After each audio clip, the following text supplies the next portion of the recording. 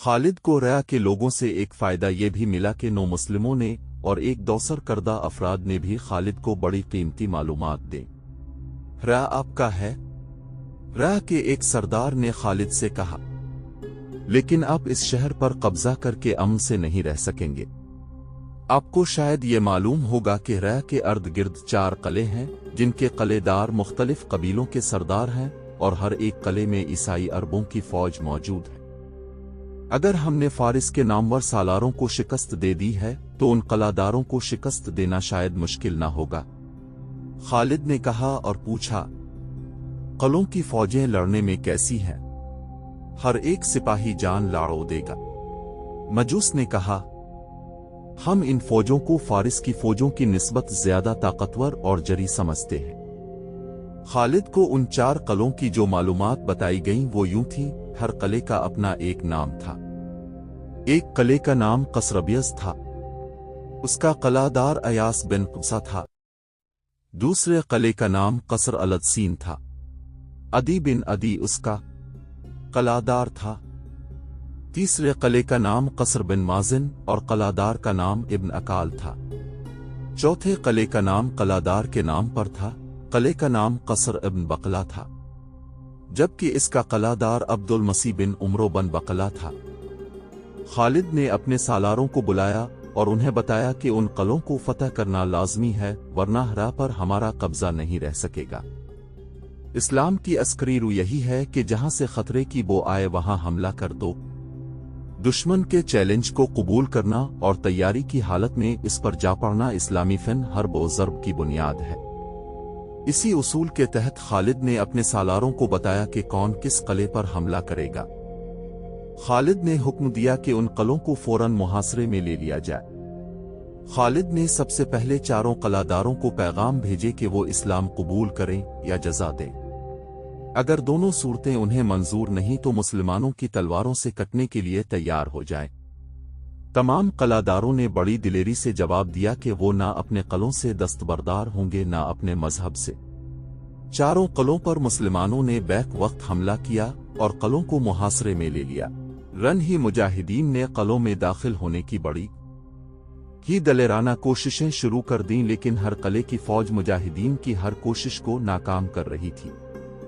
कसरबियस के दिफा ने सालार ज़रार को बहुत परेशान किया। किले की दीवारों से ईसाइयों ने तीरों का मीन बरसा दिया। मुसलमान दीवार के करीब जाने से बेबस हो गए। किले की दीवार पर एक मंजियक थी जिससे मिट्टी के बड़े बड़े गोले मुसलमानों पर फेंके जा रहे थे। सालार ज़रार ने किले के चारों तरफ घोड़ा दौड़ा कर देखा, किसी भी तरफ से किले को सर करने का इम्कान नजर नहीं आता था। मंजियक मिट्टी के खुश्क गोले बड़ी तेजी से फेंक रही थी। सालार ज़रार ने ऐसे तीर अंदाजों को अलग किया जो जिस्मानी लिहाज से तवाना थे। इन सब को ज़रार ने हुक्म दिया कि मंजियक के जिस कदर करीब जा सकते हैं चले जाएं और बैक वक्त मंजियक चलाने वालों पर तीरों की बाड़ें मारे। तीर अंदाज जोश व खरूश से आगे बढ़े, ऊपर से उन पर तीरों की बोछेड़ी आए और उसके साथ ही मंजियक के फेंके हुए मिट्टी के गोले भी आने लगे। कई मुजाहिदीन तीरों से शदीद जख्मी हो गए, लेकिन इतने ज्यादा तीर भी उनका हौसला ना तोड़ सके। ज़रार के बाज तीर अंदाज इस हालत में आगे बढ़ते गए कि उनके जिस्मों में 2-2, 3-3 तीर उतरे हुए थे। इन सब ने मंजियक चलाने वालों पर तीर चलाए। मंजियक बिल्कुल सामने थी। इससे मिट्टी के गोले फेंकने वाले तकरीबन तमाम के तमाम तीर खाकर गिरे और मंजियक के गोले बंद हो गए। मुसलमान तीर अंदाजों ने इस हुक्म की तामील कर दी थी जो उन्हें मिला था। उन्होंने मंजियक को बेकार कर दिया था, फिर भी वो वापस न आए। उन्होंने किले के तीर अंदाजों पर तीर बरसाने शुरू कर दिए। फजा में उड़ते तीरों के सिवा कुछ और नजर न आता था। इन मुजाहिदीन की सरफरोशी को देखते हुए कई और तीरंदाज आगे चले गए। ये तीरों की जंग थी जिसमें दोनों तरफ के आदमी तीरों का शिकार हो रहे थे। सालार ज़रार ने जब अपने इन तीर अंदाजों की बेखूफी देखी तो वो किले के अर्द गिर्द घूम गया और उसने तीर अंदाजों से कहा कि वो और करीब से तीर चलाएं। बाकी 3 किलों की कैफियत बिल्कुल इसी जैसी थी। ईसाई बेजिगरी से मुकाबला कर रहे थे। मुसलमान गेवड़ सवार घोड़े दौड़ाते हुए दीवार के करीब जाते और दौड़ते घोड़ों से तीर चलाकर आगे निकल जाते। इस तरह मुसलमान सवारों को यह फायदा हासिल होता था कि वो तीरों का निशाना बनने से बच जाते थे। इसके बावजूद सवार तीरों से जख्मी हुए। बाज मुजाहिदीन ने यहां तक बेजिगरी का मुजाहिरा किया कि वो दरवाजों तक चले गए और उन्होंने दरवाजे तोड़ने की कोशिश की, लेकिन कलों के दिफा में लड़ने वालों ने इससे ज्यादा बेजिगरी के मुजाहरे किए। दीवारों से तीर बरसाने वाले जितने तीर अंदाज मुसलमानों के तीरों से गिरते थे, इतने ही ताजा दम तीर अंदाज उनकी जगह ले लेते थे। खालिद हर कले के अर्द गिर्द घोड़ा दौड़ाते, सूरत हाल का जायजा लेते और मुजाहिदीन को यही एक बात कहते कि चारों कले शाम से पहले पहले सर करने हैं, हम इंतजार नहीं कर सकते। खालिद पीछे रहकर हुक्म नहीं देते बल्कि आगे दीवारों के करीब वहां तक जाते रहे जहां ऊपर से इन तीरों की बौछार आ रही थी। वो 2 कलों के दरवाजों तक भी पहुंचे और तीरान के अर्द गिर्द गिरते रहे। खालिद इसलिए इंतजार नहीं कर सकते थे कि उन्हें खतरा नजर आ रहा था कि अज़दबा अचानक किसी तरफ से फौज के साथ नमूदार होगा और अकब से हमला कर देगा।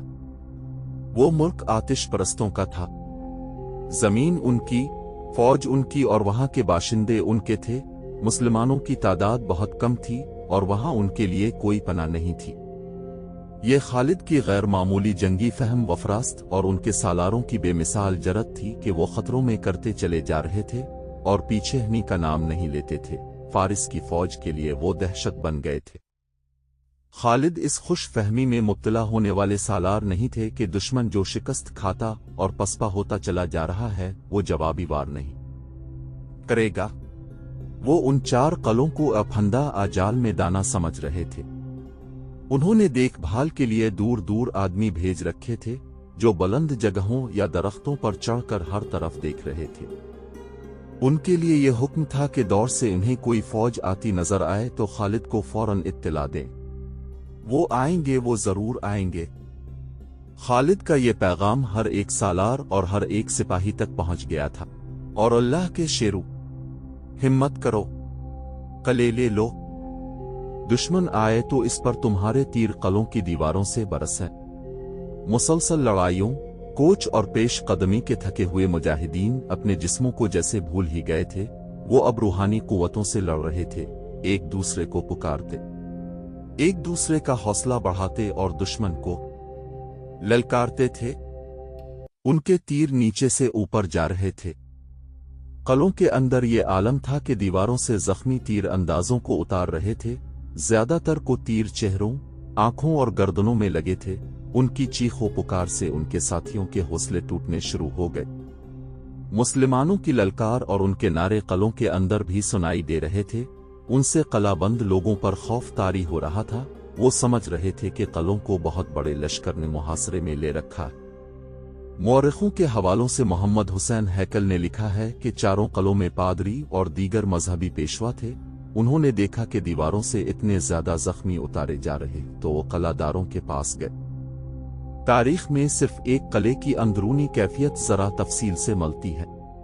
यह कला कसर बन बकिया था जिसका कलादार अब्दुल मसीह था। अब्दुल मसीह के मुतालिक यह बताना जरूरी है कि वो कोई मामूली सा कलादार न था।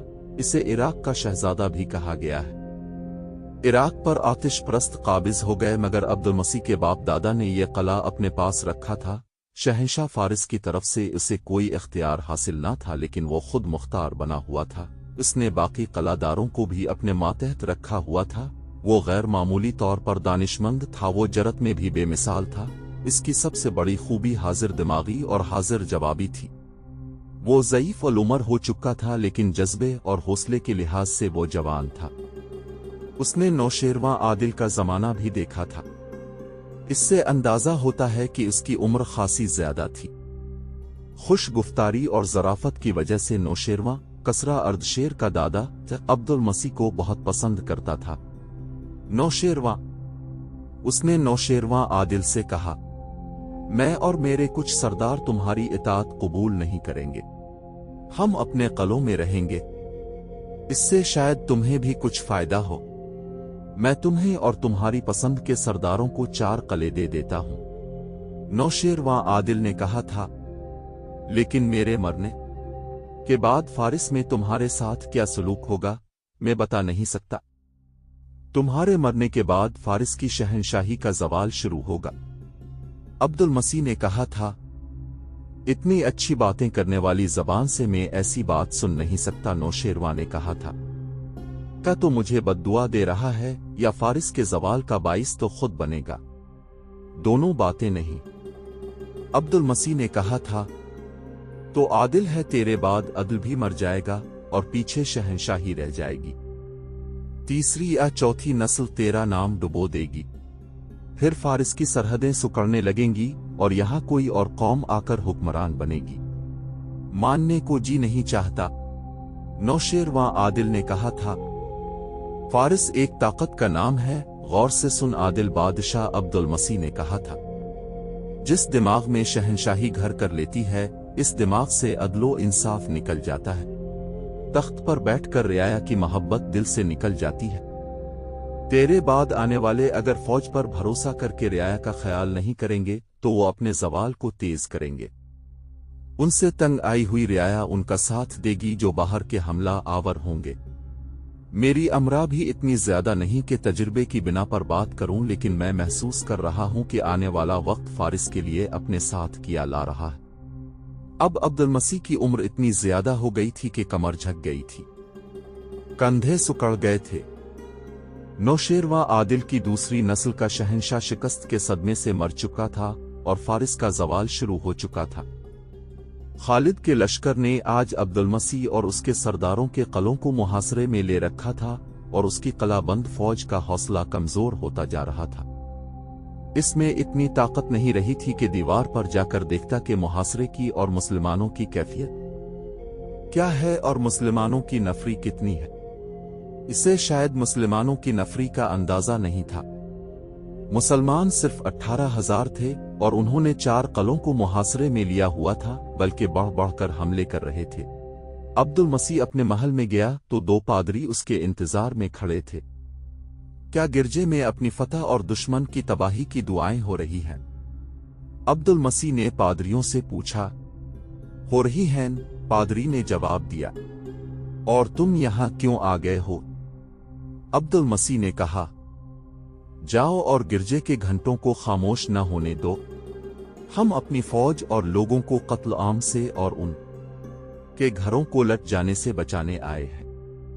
बड़े पादरी ने कहा, क्या अब नहीं देख रहे कि हमारे कितने सिपाही जख्मी और हलाक हो चुके हैं? क्या अब दुश्मन की ललकार और उसके नारे नहीं सुन रहे? क्या तुम मुझे ये कहने आए हो कि मैं हथियार डाल दूं?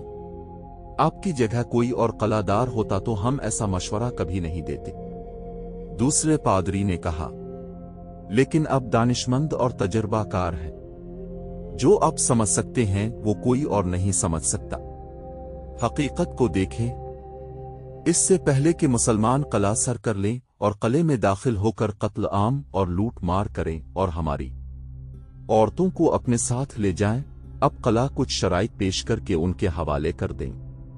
ये बहुत बड़ी नेकी होगी। मुझे सोचने दें। अब्दुस समी ने कहा, सोचने का वक्त कहाँ है? पादरी ने कहा, ऊपर देखें। मुसलमानों के तीर दीवारों के ऊपर से अंदर आ रहे हैं और वो देखें, जख्मियों को कंधों पर उठाकर ऊपर से नीचे ला रहे हैं। क्या अब देख नहीं रहे कि दीवार पर और बुर्जों में हमारे तीर अंदाजों की तादाद किस तेजी से कम होती जा रही है? नाहक खून न होने दें। कले के बाहर मुसलमानों के हिले और तीरों की बोछड़ी तेज हो गई थी, हालांकि उनके जख्मियों और शहीदों की तादाद बढ़ती जा रही थी। अब्दुल मसीह ने पादरियों की मौजूदगी में कासिद को भेजा कि वो कले के दिफा की सूरत हाल मालूम करके फौरन आए। कासिद ने वापस आकर जो सूरत हाल बताई वो उम्मीद अफजा नहीं थी। दूसरे कलों की कैफियत भी ऐसी ही थी जो ईसाइयों के हक में नहीं जाती थी। कले का दरवाजा खुल गया। एक ज़ईफ अलउमर आदमी घोड़े पर सवार बाहर निकला। इसके साथ 2-3 सरदार थे। इनमें से एक सरदार ने बुलंद आवाज से कहा कि वो दोस्ती का पैगाम लेकर बाहर निकले हैं। उनके पीछे कले का दरवाजा बंद हो गया। हम तुम्हारे सालार से मिलना चाहते हैं। सरदार ने बुलंद आवाज से कहा। दीवार से तीर आने बंद हो गए थे।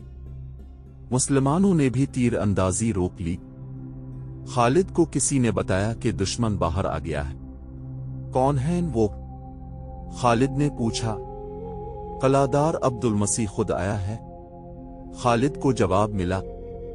इसे कहो मुझे इससे मिलने की कोई ख्वाहिश नहीं। खालिद ने कहा, मैं जानता हूं वो उन सब का सरदार है। इसे कहो कि शाम तक बाकी तीनों कलादारों ने भी हथियार न डाले तो हम उन्हें इस हाल तक पहुंचा देंगे जिसमें वो हमारी हर शर्त कबूल करने पर मजबूर हो जाएंगे।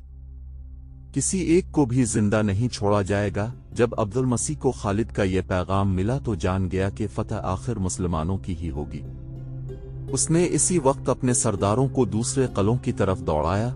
दूसरे कलों के अंदर भी यही कैफियत थी जो अब्दुल मसीह के कले के अंदर थी। फौजों का हौसला कमजोर पड़ गया था और लोगों पर खौफ और हरास तारी था।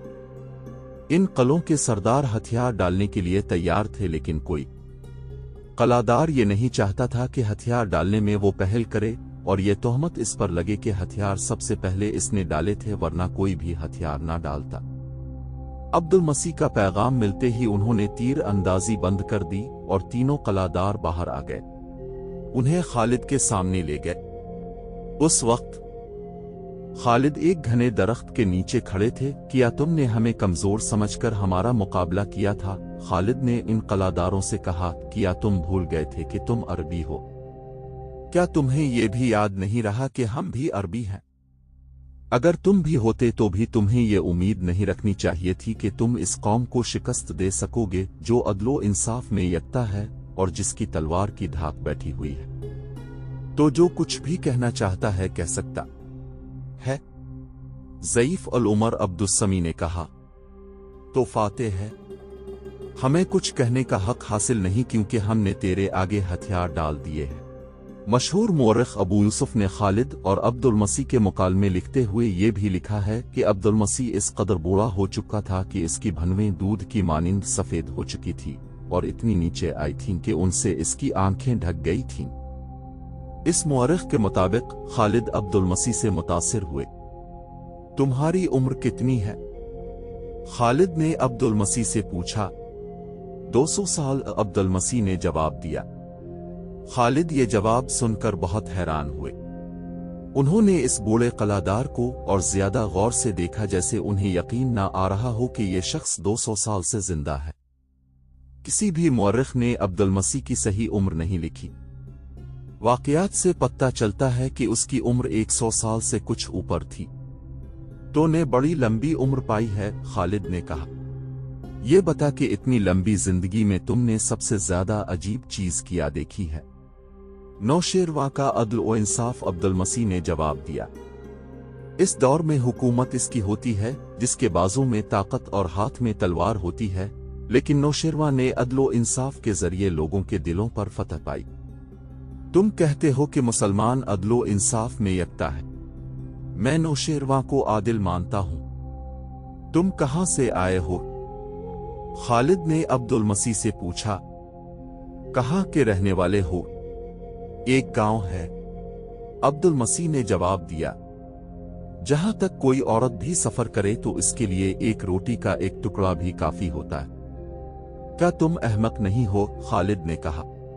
मैं पूछ क्या रहा हूं और तुम जवाब क्या दे रहे हो? मैंने पूछा था कहां से आए हो? अपने बाप की रीढ़ की हड्डी से। अब्दुल मसीह ने जवाब दिया। तुम कलादार बनने के काबिल कब हुए थे? खालिद ने झिंझला कर कहा। मैंने पूछा है तुम कहां से आए हो? अपनी मां के रहम है, अब्दुल मसीह ने जवाब दिया। खालिद ने जब देखा कि इस बूढ़े का बोलने का, सोचने का और जवाब देने का अंदाज मुज़हका खेज सा है, तो उन्होंने तफरीतब के लिए इससे वैसे ही सवाल करने शुरू कर दिए। ये सवाल और जवाब तकरीबन तमाम मुअर्रिखों ने लिखे हैं। तुम कहां जाओगे? खालिद ने पूछा। आगे को, अब्दुल मसीह ने जवाब दिया। तुम्हारे आगे क्या है या खुर्द? अब्दुल मसीह ने जवाब दिया। तुम जानते हो कहां खड़े हो? खालिद ने पूछा। जमीन पर, अब्दुल मसीह ने जवाब दिया। खालिद इसकी बेरुखी और लापरवाही देखकर उसे ये एहसास दिलाना चाहते थे कि वो फातेह सालार आला के सामने खड़ा है। खालिद ने मालूम नहीं किया सोचकर इससे पूछा, तुम किस चीज के अंदर हो? अपने कपड़ों के अंदर, अब्दुस समी ने कहा। अब खालिद को गुस्सा आने लगा। उन्होंने तंजिया लहजे में कहा, दुनिया कम अक्लों को तबाह करती है, लेकिन दाना लोग दुनिया को तबाह करते हैं। मुझे मालूम नहीं कि तुम कम अक्ल हो या दाना। मुझे सही जवाब तुम्हारे लोग ही दे सकते हैं। ए फातेह सालार, अब्दुल मसीह ने कहा, चींटी बेहतर जानती है कि उसके बिल के अंदर क्या कुछ रखा है, ऊंट नहीं बता सकता। खालिद ने चौंक कर अब्दुल मसीह की तरफ देखा। उनका गुस्सा खत्म हो गया। उन्होंने महसूस कर लिया कि यह शख्स अहमक या कम अक्ल नहीं। खालिद ने उसे अपने बराबर में बिठा लिया। अब खालिद के अंदाज में एहतराम था। ये बुजुर्ग, खालिद ने कहा, कोई ऐसी बात बता जो तो हमेशा याद रखना चाहता है। मुअर्रिख लिखते हैं कि अब्दुल मसीह गहरी सोच में खो गया। उसके चेहरे पर उदासी आ गई। उसने कले की तरफ देखा। मैं इस वक्त को याद किया करता हूं जब इन कलों के अकब में बहते हुए फरात में चीन के बहरी जहाज बादबान फैलाए आया करते थे। फिर मुझे जो वक्त याद है वो नौशेरवां का अहद हुकूमत है। रियाया खुशहाल और मुतमईन थी। कोई झोंपड़ी में रहता था या महल में, नौशेरवां का इंसाफ सब के लिए एक था। मोहतरम बुजुर्ग, खालिद ने कहा, खुदा की कसम, तो मुसलमानों के अदलो इंसाफ को भी याद रखेगा। अगर तो अपने लोगों के साथ इस्लाम कबूल कर ले तो तेरी और तेरे लोगों की हिफाजत हमारे जिम्मे होगी। तुम सबको वही हुकूक मिलेंगे जो दूसरे मुसलमानों को मिलते हैं। अगर इस्लाम कबूल करने के लिए तो अपने आप को आमादा नहीं कर सकता तो तुझे और उन तमाम कलादारों को वो जिज़्या अदा करना होगा जो मैं मुकर्रर करूंगा। अगर तुझे ये भी कबूल नहीं तो फिर तुमने देख ही लिया है कि मुसलमान कलों को किस तरह सर करते हैं और उनकी तलवार की काट कैसी है। हमसे कुछ और मांग, हम देंगे। अब्दुल मसीह ने कहा, अपन मजहब नहीं छोड़ेंगे। जिज़्या कितना होगा? तुझ जैसे दाना से मुझे इस जवाब की तवक्को नहीं थी। खालिद ने कहा, कुफ्र ने तुझे शिकस्त तक पहुंचाया है। इस अरबी को मैं कम अक्ल समझता हूं जो अरबी रास्ते से हटकर अजमी रास्ता इख्तियार कर ले। खालिद के इन अल्फाज ने ना अब्दुल मसीह को मुतासिर किया ना दूसरे किसी कलादार या सरदार को। वो अपने इनकार पर कायम रहे। जब खालिद ने उन्हें जिज़्या की रकम बताई तो उन्होंने इसे फौरन कबूल कर लिया। ये रकम 1,90,000 दिरहम थी। जो अहदनामा तहरीर किया गया इसके अल्फाज ये थे, बिस्म अलिले अर्रहमान अर्रहीम। ये अहदनामा खालिद बिन वलीद ने रह के सरदारों अदी बिन अदी, उमरो बिन अदी, उमरो बिन अब्दुल मसीह, अयास बिन क़ुसा और हैरी बिन अकाल से किया है। इस अहदनामे को हरया के लोगों ने कबूल कर लिया है और अपने सरदारों को उसकी तकमील का जिम्मेदार ठहराया है। इस अहदनामे के मुताबिक अहल हरया खिलाफत मदीना को 1,90,000 दिरहम सालाना अदा किया करेंगे। ये जिज़्या हरया के पादरियों और राहियों से भी वसूल किया जाएगा। सिर्फ अपाहजों, नादार अफराद और तारिक अल दुनिया राहिबों को ये जिज़्या मुआफ होगा। अगर ये जिज़्या बाकायदगी से अदा किया जाता रहा तो अहल हरा के तहफ़्फ़ुज़ के जिम्मेदार मुसलमान होंगे। अगर मुसलमानों ने इस जिम्मेदारी में कोताही की तो जिज़्या नहीं लिया जाएगा, और अगर अहल हरा ने इस अहदनामे की खिलाफ वर्जी की तो मुसलमान अपनी जिम्मेदारी से बरी समझे जाएंगे। ये मुआहिद रबी उल अव्वल 12 हिजरी में तहरीर हुआ।